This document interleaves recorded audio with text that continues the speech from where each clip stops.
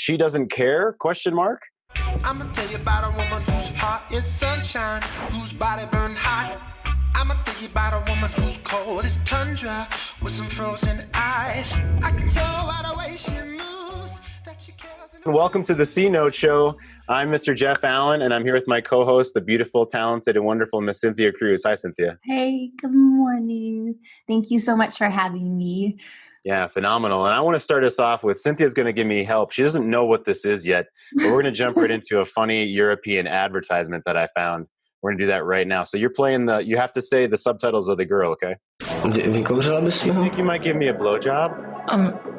Vykouřit? No, I don't think so. No, to radši asi ne. Třeba rukou bys mi What to about a hand neudělal? job then? Jak jako rukou? No. How?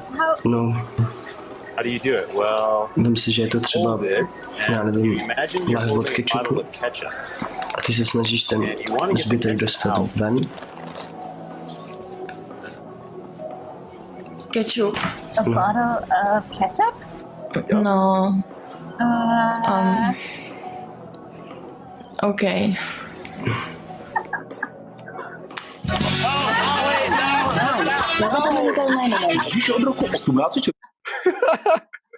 I don't know how many people saw that coming. I was waiting for the end. Like, is she gonna squeeze it? Is it like gonna squeeze and smash it? Oh no, she's just gonna slam it. Oh, Kent's got it. Oh my goodness.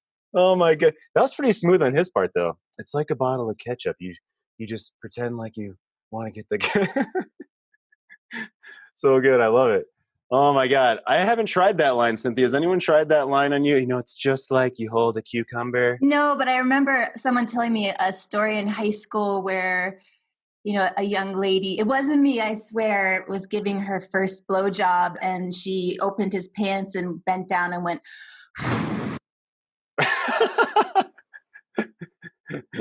That wasn't you, I'm sure. A friend. it was. It was a friend. Hey, well, that's better than smashing the tip of the head, I guess. At least we're getting in the right direction there.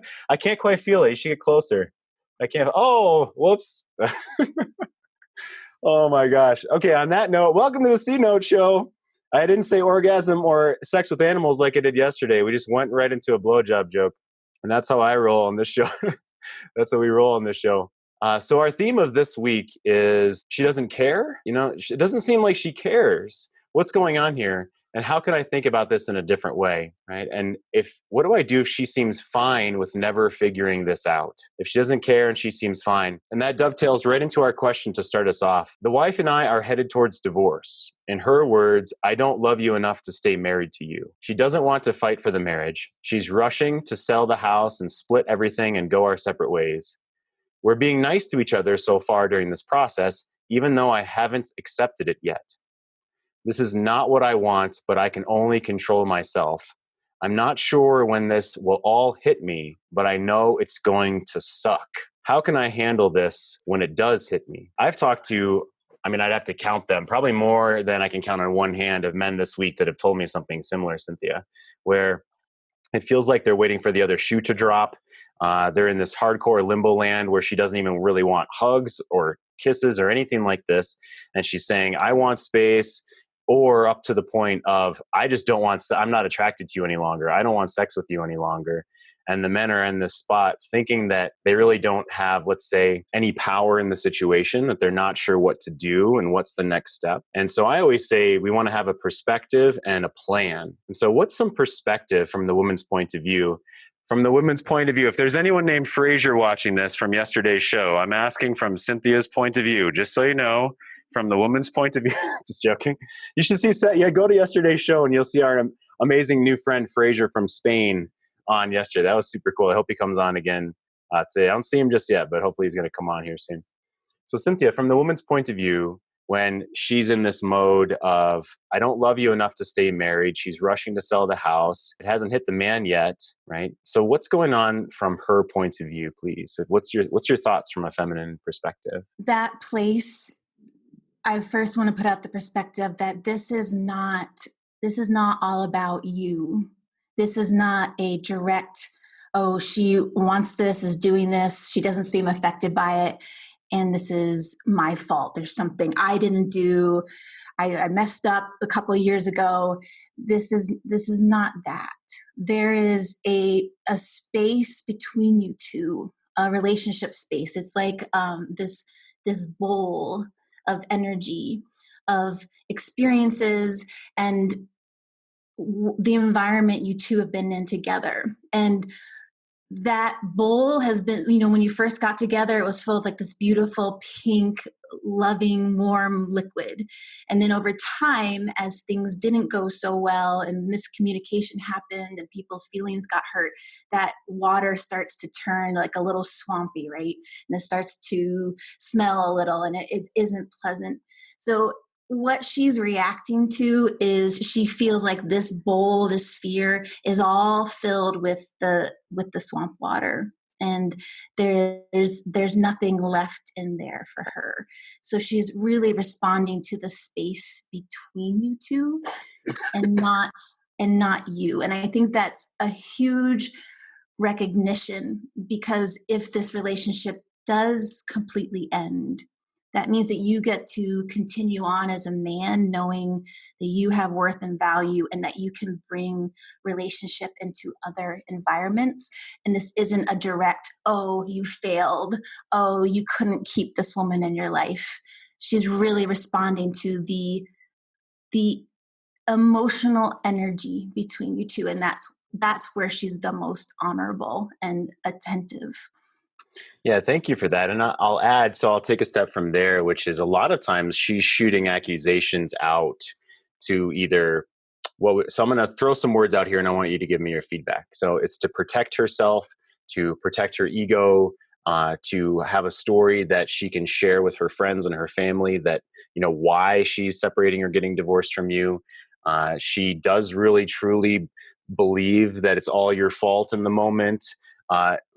In that spectrum there of those words I just threw out, what do you think is most likely true in situations here? Is, sure, we have a responsibility within the relationship, right? And it feels like a big story is that she is blaming you as a man for, like everything, fucking everything in the relationship. I was never happy, actually. And now that I think about it, you've been a dick the whole entire, I've heard, I was just talking to a man about this yesterday. This is vulnerable for me to say. I've heard many times in my life, yeah, I kind of thought you were an asshole when I first met you, but you're cool, you're okay. And I'm thinking, what the hell is going on with that? And that for me was maybe I didn't share vulnerably in an attractive way when I first met a new friend or a colleague or a spouse. And maybe that spouse liked that at first. We talked about this in the show many times. Maybe she likes that bit of cockiness or a bit of arrogance or ambition. But then now she's looking back on that thinking, oh, you're actually just an asshole the entire time. So if you could give us some feedback on when a woman says it's basically all your fault, I'd love to hear. I'm not sure what Cynthia's going to say here. I'd love to hear what you have, your feedback on that. When she's like, it's all your fault. I'm telling everyone that it's your fault. What's your feedback on that, please? Esther Perel talks about when we look at another person, and she gave an example of in a partnership, one of the partners always being late, and the other person taking that as a personal offense. And so she was saying, always in between two people, there's often your actions are wrong, but if I do the same thing, I have a good reason for it. I have a good reason for being late, but your actions show that you're irresponsible or not showing up for me or don't care for me. And this is where I think there is a great divide. Like men and women are looking at each other across the river, thinking that the other person's actions are direct, like, oh, this means that you don't care about me. Oh, this means that you don't value me. And so that's what she's saying. Taking what is very like a natural part of a man's life, may have just in her feminine she didn't know how to process it, or he wasn't vulnerable or couldn't frame that for her. So she was acting as if this was another woman who was letting her down or hurting her feelings. And another thing that women do is when they feel wronged, there isn't always an automatic, when that first happens, there's not an automatic, like, I feel wronged in this relationship. Like her why is to maintain relationship and union. And so she'll let that little like, go, like in the first year. And then the second year, there's a couple more but she's, maintaining union and relationship space and safety. And then that starts to build up.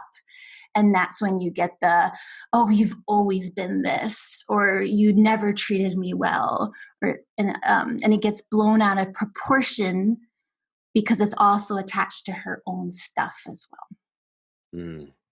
Wow, that's incredibly enlightening. I added one bullet to our list that we created at the beginning of last week. We've been using on and off on the show of myths and truths. And a myth I just added right there was what I just added now are, and I've talked about this a little bit before, that all women are experts with emotions and within relationship, right? So all women, just because they're women, are experts with emotions and experts with communication, and they know everything about relationship, right, Cynthia? I think women are experts at being in emotions and feeling emotions, but it doesn't mean always processing them well.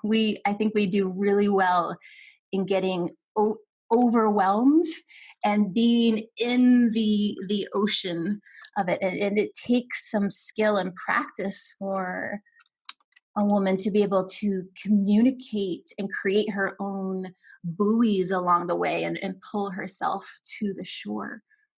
It takes skill and practice for both men and women, yeah?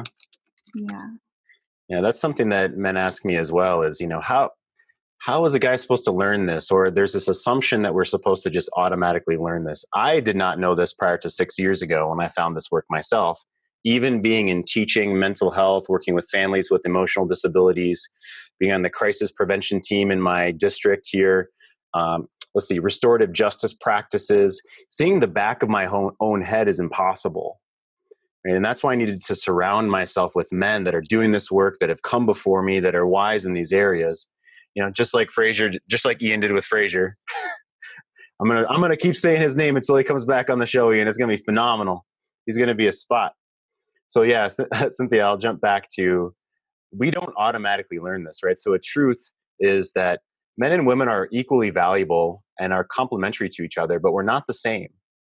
And the men that we work with, the men on here, the regulars that are on here, you guys, Ian, Kent, Patrick, Randy, everybody I'm not gonna be able to say everyone's name, Brent, Chris, all of you guys that are on here every single day, Patrick, from all around the world, from Europe, we've got Patrick from New Zealand. You guys are amazing.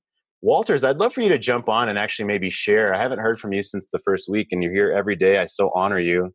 And I'd love for you to jump on and share maybe how you're doing this week. And honestly, I'm curious where you're from.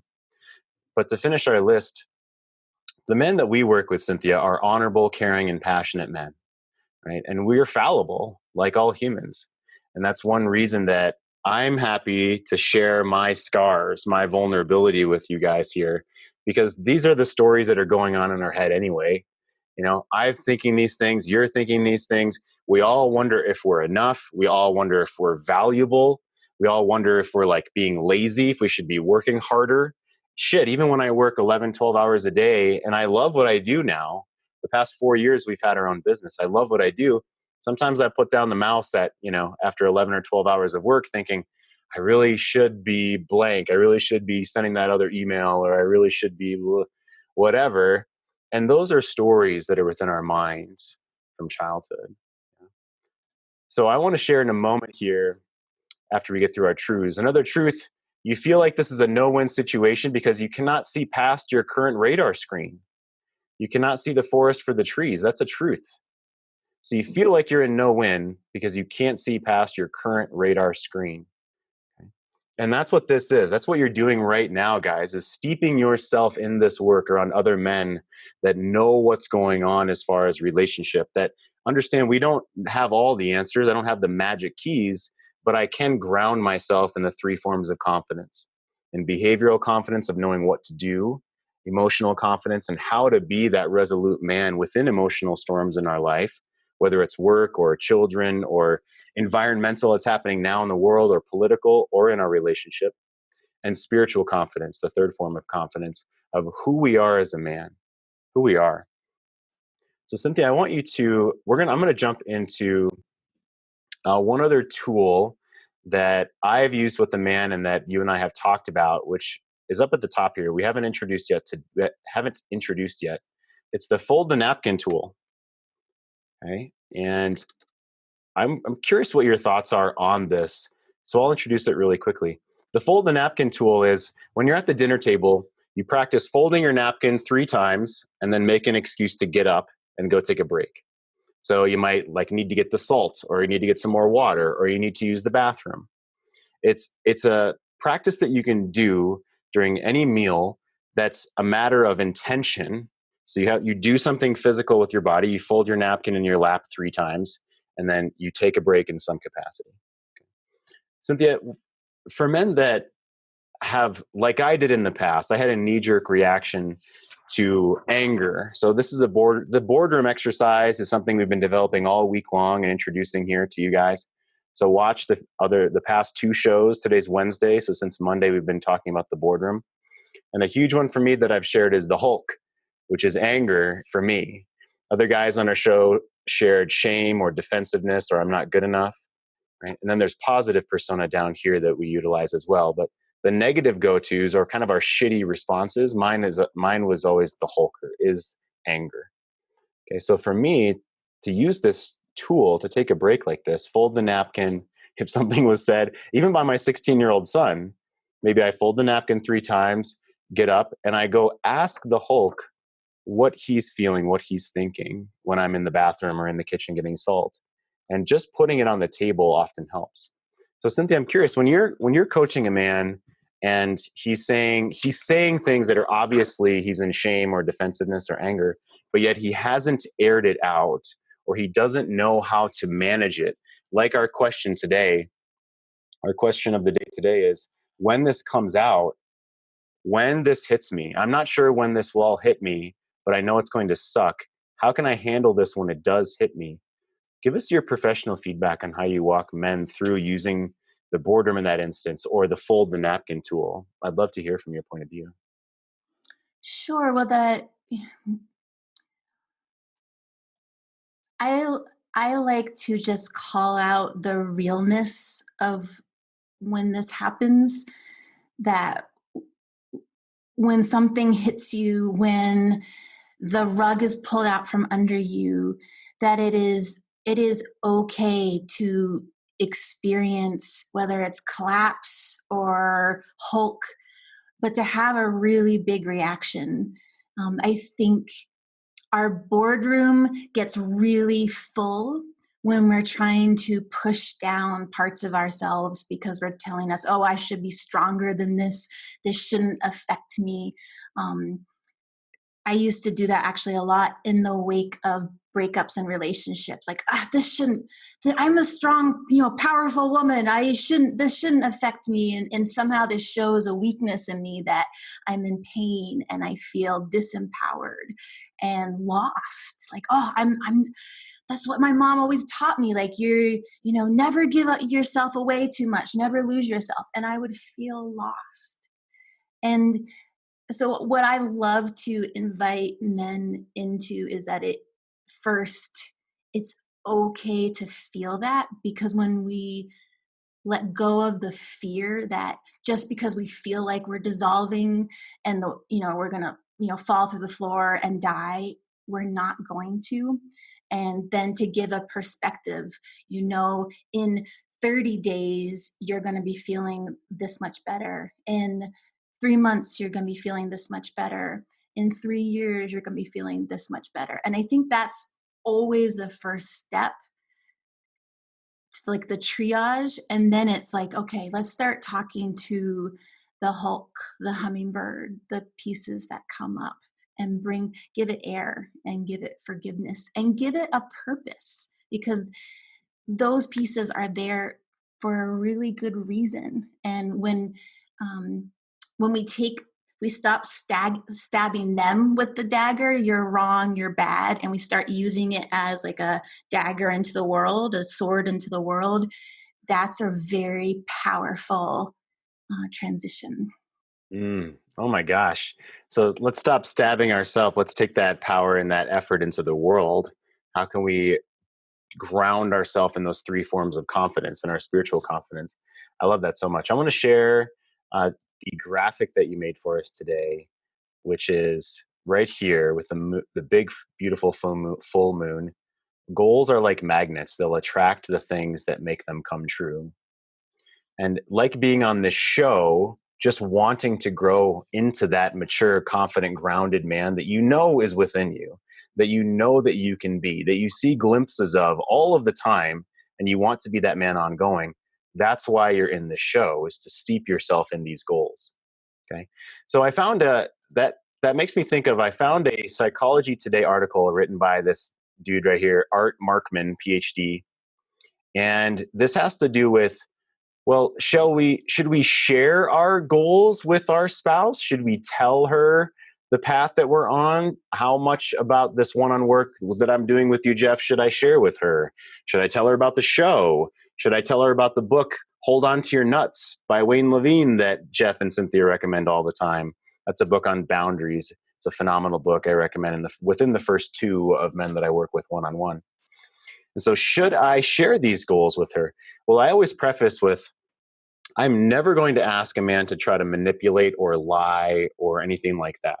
This is about open-hearted connectedness with our women. We here love women. We love relationship. We want to learn how to be phenomenal in relationship and be that modern man we want to be. But so if I'm all excited that I found this new thing called Great Men Move Mountains, and I'm all excited to listen to this audiobook, and I want to tell her, I'm on this journey to be the 2.0 version of myself, and I'm so excited, and you're just going to see all these changes that will happen, and it's all going to be different, and just like a lot of words, a lot of what she might think is just completely hot air if she's heard this any time before for certain. And so I want to share some research that's actually been done around this. So here's the article. If you just search Psychology Today, ulterior motives, or Psychology Today, if you want to succeed, don't tell anyone. This is done by PhD Art Markman here. And I pulled out kind of the punch at the end.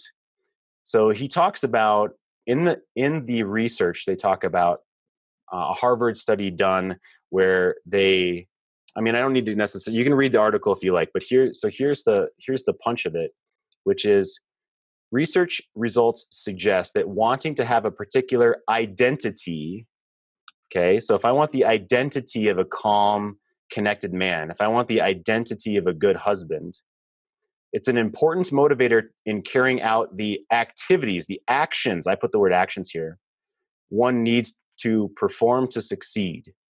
Okay, so if you want a particular identity, it's important to do the actions you need to succeed. When those activities are the only marker that you have, and others have that you have taken on that identity, then your motivation to work hard will be strong. Okay, so let's start with that. So if the only way that I can prove to other people is by the actions that I do, then my motivations will be strong to do those actions. Okay, let me share the rest of it here. When there are other ways to communicate the identity to others that we want, like talking about it, your motivation to work hard will not be as strong. Okay, and they say that because you're tricking your mind into feeling the results of what you're telling someone. Our minds are so powerful. We shared other videos, TED Talks about this, how powerful our mind is. So our mind gets a taste of what it's like to be done already. So if I talk about it, oh, it's going to be so great when I'm this confident man and I don't get angry anymore, or I don't drink anymore, or I don't do that thing that you hate anymore. your brain is kind of tricked into thinking you have the result. Plus, when we're telling the woman, it's like, yeah, give me validation for wanting to be better. So you're actually wanting her to approve of you in that moment just from the talking. And what this is saying, let me finish it up here. So when you're just starting out on the road toward a big undertaking, it's probably best to let your actions express your intentions louder than your words. All right. So if we have to use actions to prove this identity, we are more motivated. If we're trying to use talking, we are less motivated, and we tend to try to get validation in the moment by just the talking from our woman. That's not the way we want to go.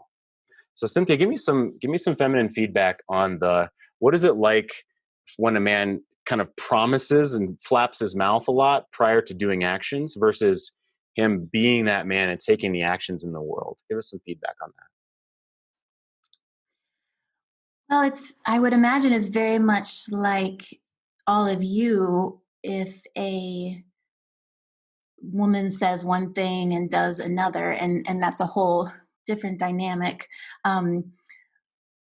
When a man says one thing and doesn't follow through on that, or really struggles to do that, I feel like a lack of trust in my body. And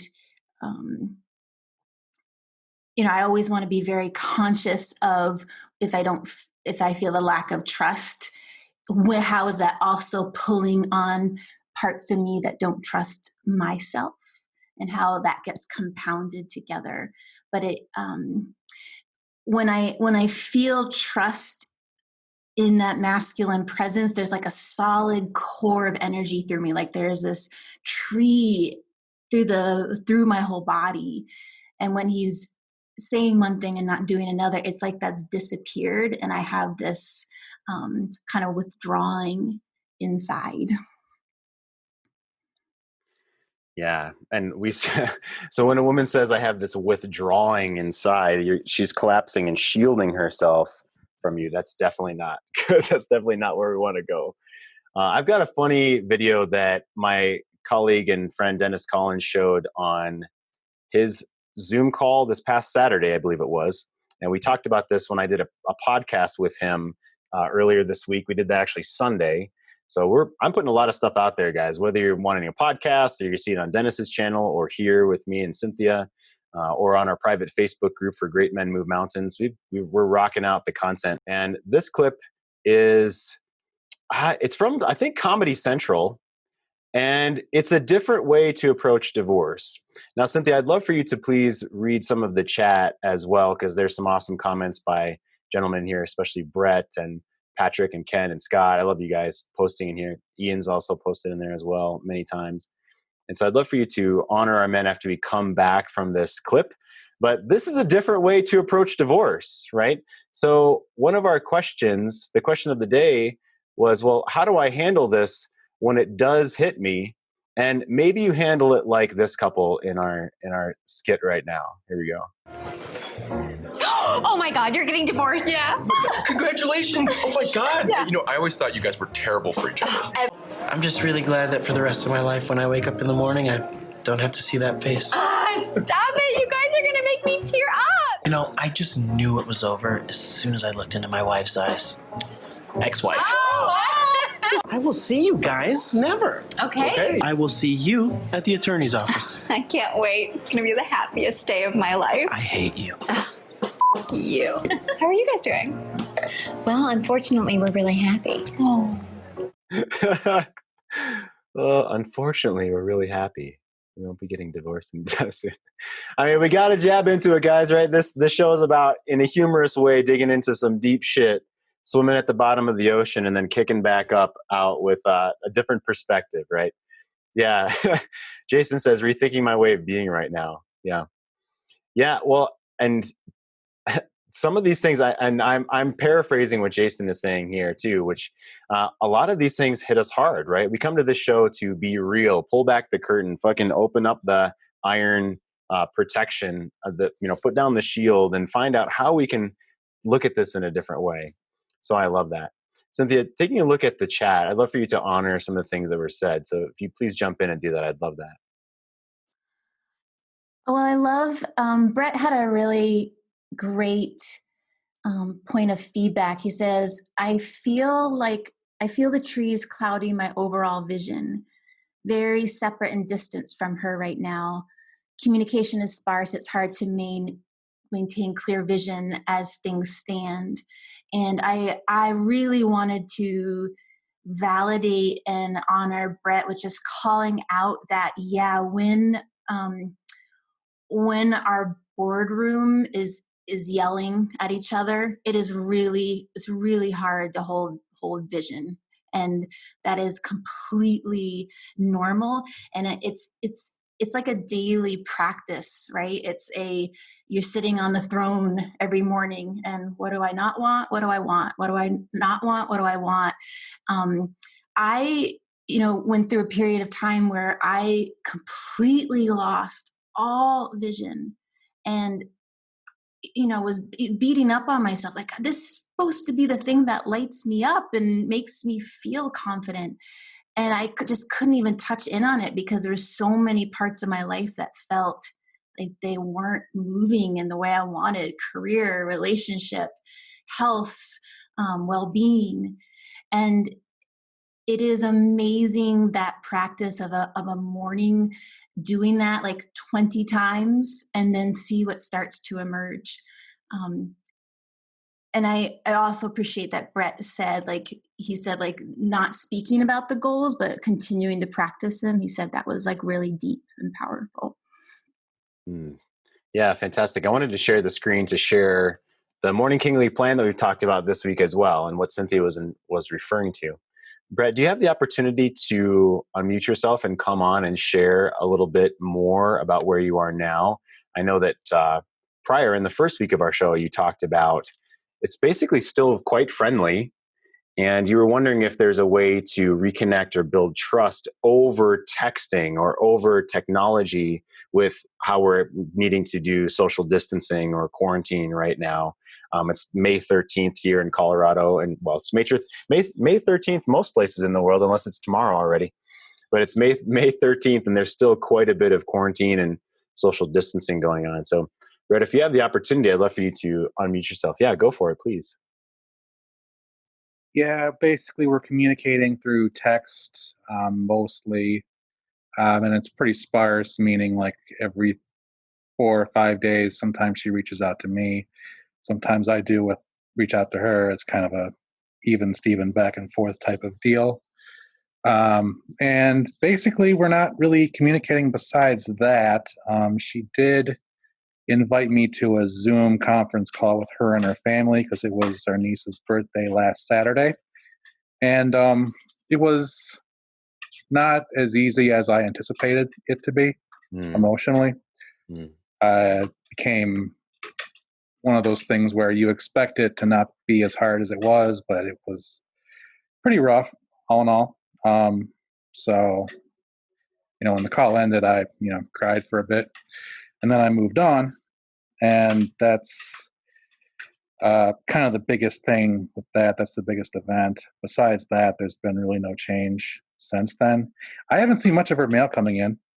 So maybe she changed her address finally. I don't know. Sure. Well, Brett, thank you for sharing that. I super appreciate it. Yeah, no problem. It's happened before with her mail. Like, it won't come for a week and a half, and then next thing you know, there's this onslaught of 7 or 8 different things. But we'll see. Yeah, that's an interesting, I'll say, hook still in your life. We talked about prior, and other men have different, whether there's things still at your house, or the bike is still in the garage, or you need to pick something up still, or there's any unresolved strands that are hanging out there. It's definitely something that, we all have had to face in those situations. But let me ask you, if you don't mind me asking, Brett, what do you feel was difficult? Maybe this is a dumb question, and that's okay. What do you feel was difficult about being on the call with, her and her family? Because I'm not really sure if this will be the last time I see them ever. Yeah. So basically that's it. Because I just don't know what the future holds. So what do you want next for you and her, or the potential relationship between the two of you considering right now? What do you want? Well, what I would like is to be more, basically more connected besides the guardedness of texting, where the tone is pretty guarded. So I'd like to have more um, push beyond that guarded tone would be a pretty realistic goal right now. And Yeah, that's basically it. sure. Are you able to have connection with other people, Brett, aside from, your want of her? Are you able to have unguarded conversations with other people, with anyone else? Oh, yeah, that's no problem. And so with her, you're just feeling that gap, that space of what you maybe used to have or what you want with a woman in general. Right. It's kind of a big gap. I think a lot of it's on her end. Maybe she doesn't want to get her own wall. She doesn't want to go beyond her own boundaries because of everything that happened. Mm-hmm, mm-hmm. So are you wanting less contact with her, or do you feel happy with every 4 or 5 days kind of situation? And I ask because with some people it's hard to heal if there's contact in that way. So I'm just wondering if you've considered that or thought about that. Didn't really give that too much thought. I am content as things are. If there is more contact, I wouldn't mind it. Mm-hmm. But it's not one of those things to where I desire more contact. Okay, so it doesn't kind of drive you crazy for the next 48 hours after a text comes in, that kind of thing? No, not at all. I have my goals that I shoot for. I have my things that occupy my time during quarantine. And other than that, I'm pretty much content with my life. It's just this thing with my wife I'd like that to improve a bit, but otherwise I'm good.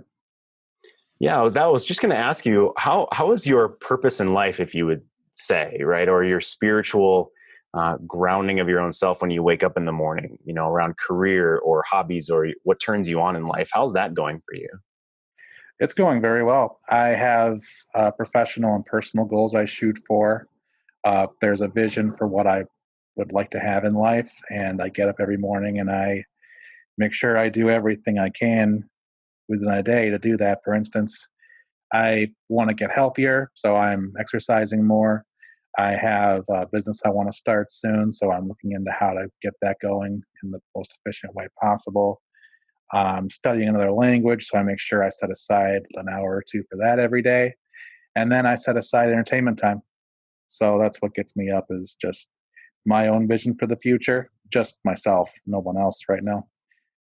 Sounds like you're crushing it, Brett. That's super great. I actually have a 3-minute TED Talk I want to show that's about adopting a hobby or a plan for 30 days and see how it goes. How are you doing that? How have you added those things to your life? Has it been strategically? Has it been, okay, I'm going to dig into this for 21 days or 30 days? How have you added those things to your life? Well, I took a deep view of myself and what I'd like to accomplish. And then I kind of compared where I'm at now to what I would like to be in the future to kind of gauge, okay, what is that gap? And then I set realistic goals as to, okay, what can I do each and every day to push myself, but not overwhelm myself to get there. So I don't really look at it as a case of, okay, I have to do this in X amount of time. I just look at it as if I'm taking incremental steps each and every day, I will get there as the time that I'm supposed to based on my schedule. Oh my gosh, that's so cool, Brett. I love to hear, and of course I didn't plan for what you were going to say or anything like that, but I love how that coincides with this kingly plan. It seems like you're kicking ass at that. And the number 7 here is, what's the next kingly step I believe I can achieve? And that's what you just described, is taking a step every day. Yeah. Yeah. I'm not really holding myself to a time limit because that just adds unnecessary stress. But I do make sure I do make progress each and every day. So cool. Brett, thank you so much. I'm going to put you on mute for a moment, and I'm going to play this 3-minute TED Talk that I thought was super valuable around goals. And, Brett, I'd actually like your feedback, since we're talking with you right now and you're seeming to kick butt in life around this. I'd love your feedback after I share this, if you don't mind. So I'm going to share this right now. It's about 3 minutes. Here we go. A few years ago, I felt like I was stuck in a rut. So I decided to follow in the footsteps of the great American philosopher, Morgan Spurlock, and try something new for 30 days. The idea is actually pretty simple.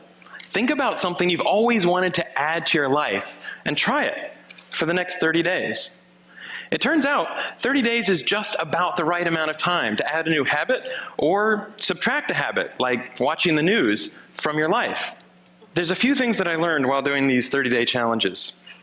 The first was, instead of the months flying by forgotten, the time was much more memorable. This was part of a challenge I did to take a picture every day for a month, and I remember exactly where I was and what I was doing that day. I also noticed that as I started to do more and harder 30-day challenges, my self-confidence grew. I went from desk-dwelling computer nerd to the kind of guy who bikes to work for fun. Even last year, I ended up hiking up Mount Kilimanjaro, the highest mountain in Africa. I would never have been that adventurous before I started my 30-day challenges. I also figured out that if you really want something badly enough, you can do anything for 30 days. Have you ever wanted to write a novel? Every November, tens of thousands of people try to write their own 50,000-word novel from scratch in 30 days.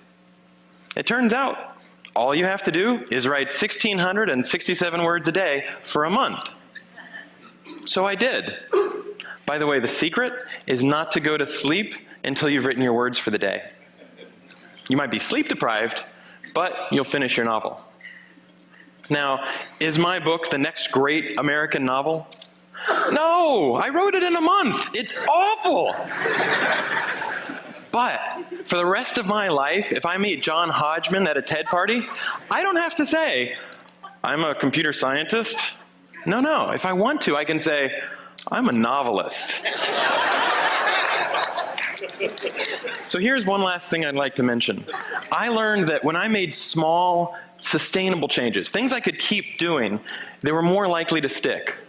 There's nothing wrong with big, crazy challenges. In fact, they're a ton of fun, but they're less likely to stick. When I gave up sugar for 30 days, day 31 looked like this. So here's my question to you. What are you waiting for?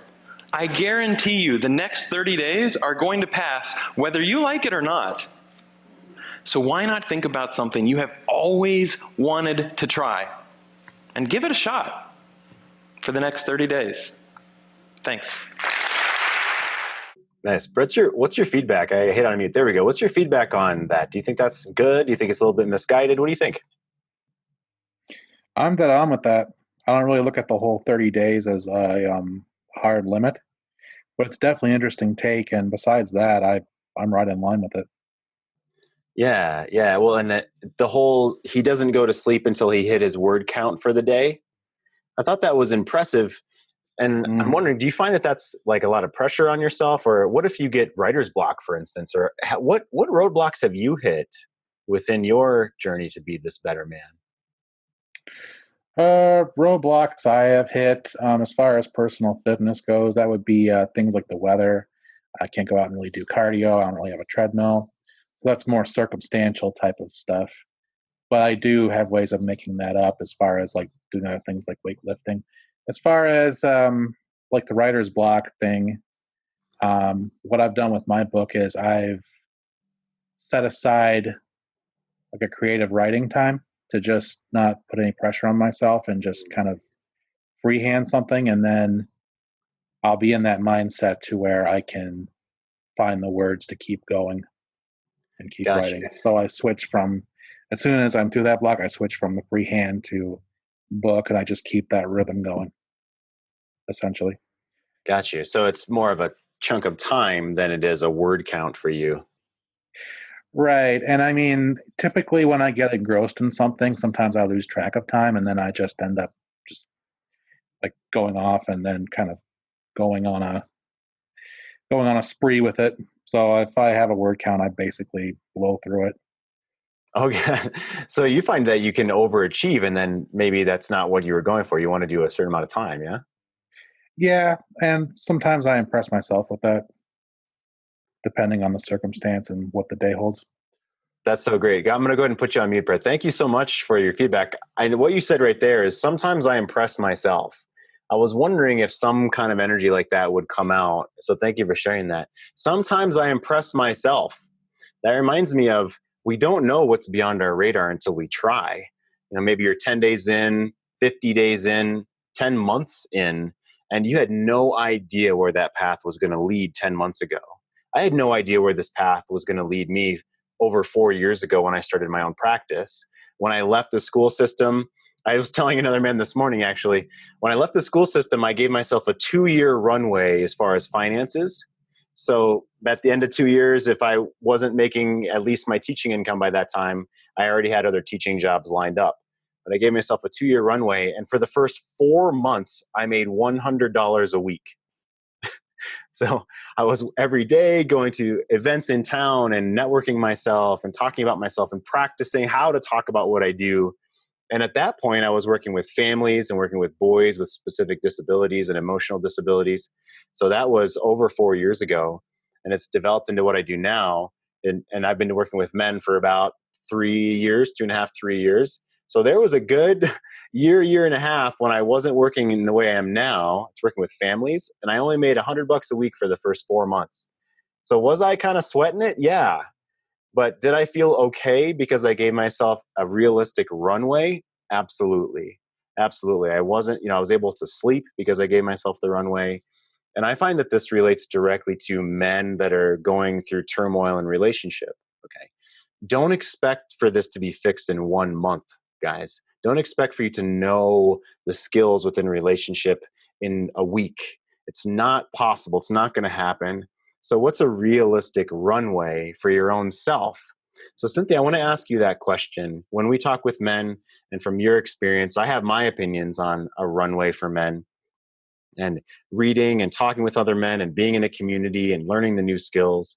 What's your opinion on a runway of how we should look at that purgatory in relationship, or the really tough time where we're maybe separated right now, or she says, I need space? How do we look at that runway in a healthy way? Or, yeah, that runway takes some courage, right? It's a space and a time to learn and grow, learn as much as we can about who we are, who we were, who we're being, and who we are becoming. And I'll touch on something Jason mentioned. He said one of his roadblocks is not knowing what the right thing to do is. And I can really relate to that. If I'm not certain what I'm going for, or if it's the right thing, it makes me pause. We never know what the outcome is on the other side.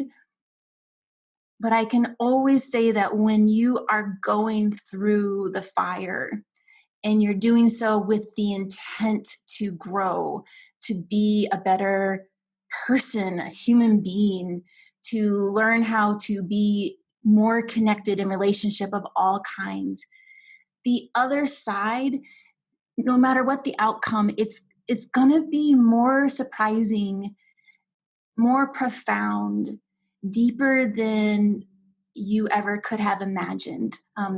There's a client, a gentleman that Jeff and I both worked with, and he gave himself a 6-month runway to work on his relationship. And he sent me an email just the other day saying, oh my gosh, my relationship still needs work, and yet I am now the go-to for my adult children and their relationship. The men in my daughter's lives, I sit down with them and I have conversations about what it means to be a man in relationship and how to communicate, how to talk about and frame conversations, how to understand the feminine in their life more. And he's like, I never realized that all of this, all that I've been through would have such a meaning and a purpose, such a legacy for my children and the people that they're connected to. Oh my gosh, that's such a gigantic thing. It was for me the legacy of I don't want to pass this on to my son, basically. My dad was born in 1943 outside of Savannah, Georgia, in the country in the South, very Southern. He had to work from when he was 20 years old just to put food on the table for his family because his father passed away when my dad was young, when my dad was 20. And my dad is I remember when I visited his work once when I was a teenager, and there was some gentlemen in the elevator with me that were talking with me and said, like, your dad is a pit bull at work. That's what, and I thought, well, that makes great sense. And what they don't see is my dad at home when he's anxious and when when we were planning a camping trip and we didn't meet the 100-point checklist, he'd get incredibly anxious and then kind of snap and be angry about things. And we kind of were walking on eggshells. And I didn't want to pass those walking on eggshells and then snap and be angry at stupid shit and I'm taking it out on my family. I didn't want that to continue to my own son. And I was seeing some of those things back when my son was young, prior to me doing this work, right? And super embarrassing for me for the way that I acted sometimes around my son.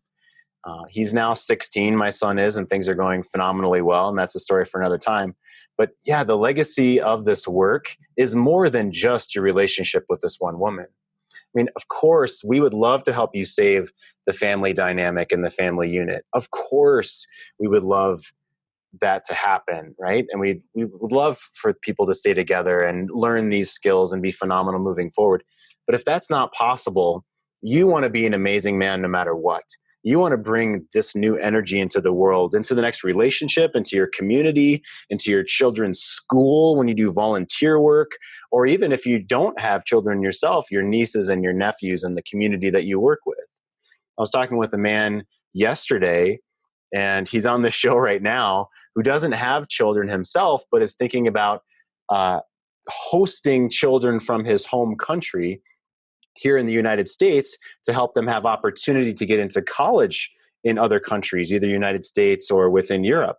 And so he loves, and he works right now with college age children as well. And so, children that are over 18, but college age kids.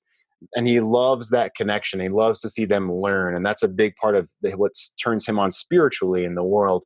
So yesterday we started talking about, hey, what if you hosted 16-year-old or 17 or 18-year-old, boys from your home country here? Maybe they learn with you how to study for the SAT, and maybe you help them get into a particular college. And what would that do for their future and their life, and how you as a man are putting that energy into them? So it's not just this one dimension of I'm trying to save my marriage. Of course, that's how I, came to this work basically when we're already separated, already divorcing. The men that we work with, Cynthia, come to us because they generally first off want to save their marriage, and that's great. And we will do everything we can to make that happen.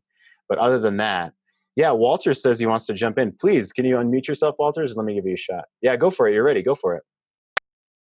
Hello, guys. Yeah, sorry, you were asking. I mean, I've been listening for the last couple of weeks just because I've not been in a position to chip in. So, yeah, I mean, I think I kind of relate with your story about growing up in an environment that you didn't want to be like that. Because I grew up with a dad that was yelling and was constantly on your case. And I didn't want that. I didn't like it, and I didn't want that.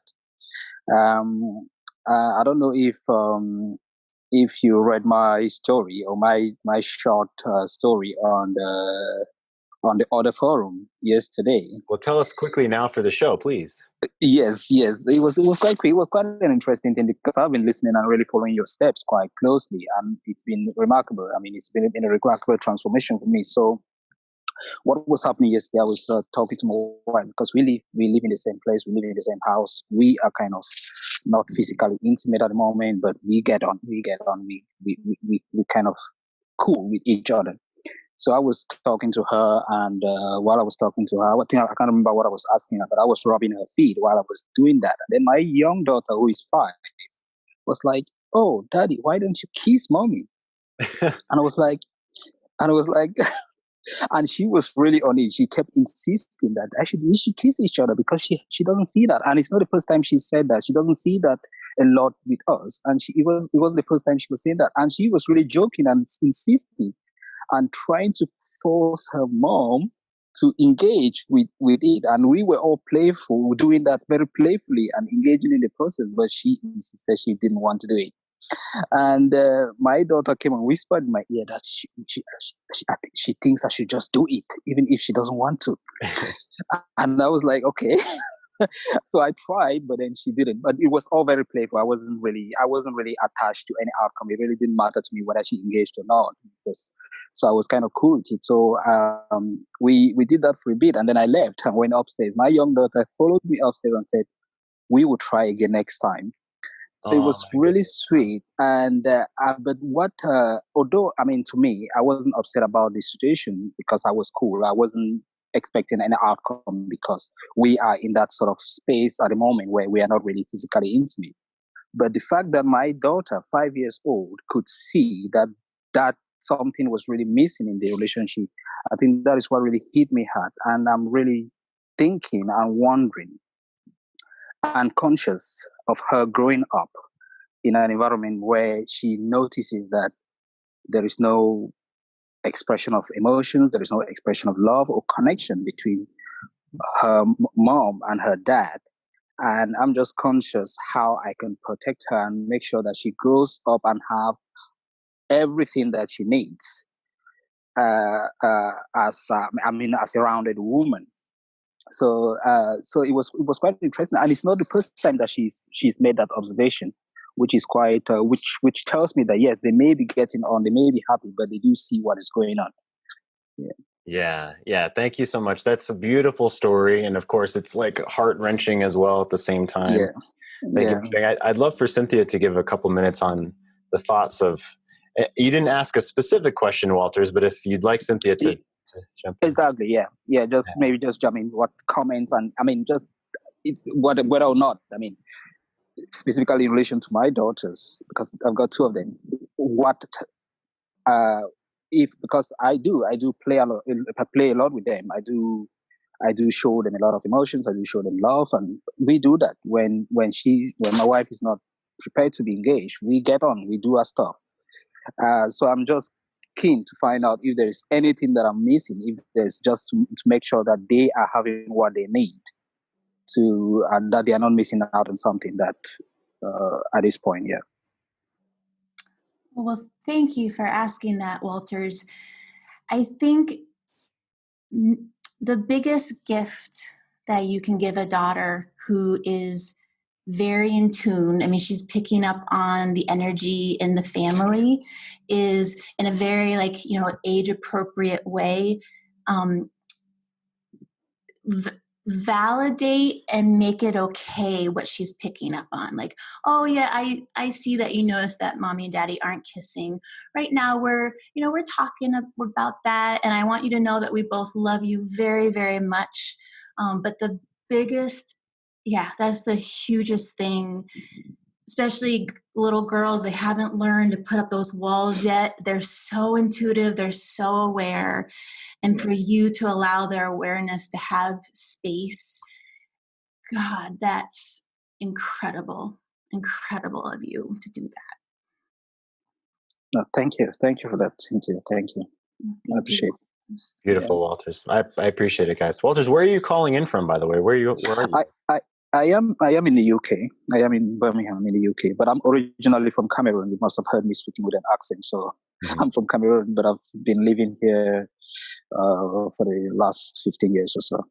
Oh, fantastic. I'm curious. So it's noon here for us, Mountain Time. What time is it there? It's 7 p.m. 7 p.m. Fantastic. Yeah. Between 6 and 8 hours ahead of us is Spain. Exactly.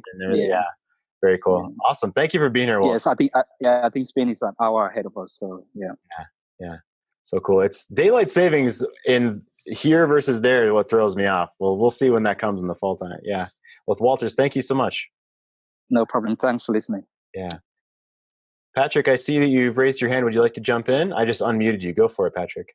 Yeah, well, it's a similar story to Walter about opposite kids are. I was at the farm. And my grandson Connor says, he comes up to me and says, Papa, do you talk to Nana? And I said, sometimes. I said, do you miss Nana? Because she's seen her once in 6 months. Yes. I said, so does Papa. And then Connor comes out with a thing that killed me. I think you should go to Nana's house and talk some more. He's 5. Oh, wow, yeah. And I just thought, bloody hell, these kids, and we haven't talked to them about this. Well, their parents have said Nana and Papa are living apart. One of them thinks it's because it's easier for Nana to get to work. But this young Connor at 5, I think you should go to Nana's house and talk some more. Really hit me as to how bloody perceptive. And he's a 5-year-old kid. So they absorb a whole lot of stuff. Absolutely. Absolutely. They feel the energy of what's going on way more than I think we give them credit for or realize. Absolutely true. Thank you so much, Patrick. I appreciate that. Well, gentlemen, it's 12:05 here, Mountain Time. We're going to start wrapping it up. This has been the C Note Show, brought to you by Great Men Move Mountains and greatmenmovemountains.com. If you don't have our free audiobook yet, which we released 10 days ago, 11 days ago, something like this, go to greatmenmovemountains.com/C-Note. That's for the C Note Show. For the free audiobook, it's /free audiobook. And we would love to have you guys on the show again. I want to honor everyone that was here. Some other guys I didn't say the names of, Rob, Ian, of course, again, Hussein's on here, Chris. Guys, love to see you. Pat's on here too. User, there's someone named User, whoever that is. User, welcome. We welcome users any day of the week. Fantastic. So, yeah, we do the show Monday through Friday, 11 a.m. Mountain Time. And that's going to be, Walters, it's going to be 6 p.m. for you when the show starts. Is that right? Yeah. Awesome. In the UK, near Birmingham. And for Patrick, it's 5 a.m. in New Zealand on the next day, tomorrow already. So all around the world, it's incredible. I feel so grateful. And Cynthia, I'm so grateful that you're here as well. Thank you as always for having me. I feel such honor. I feel such growth. I feel such power. And it's astounding to be in the presence of this group of men and each of you. So thank you so much. Thanks, guys. Bye. I'ma tell you about a woman who's cold as tundra with some frozen eyes. I can tell by the way she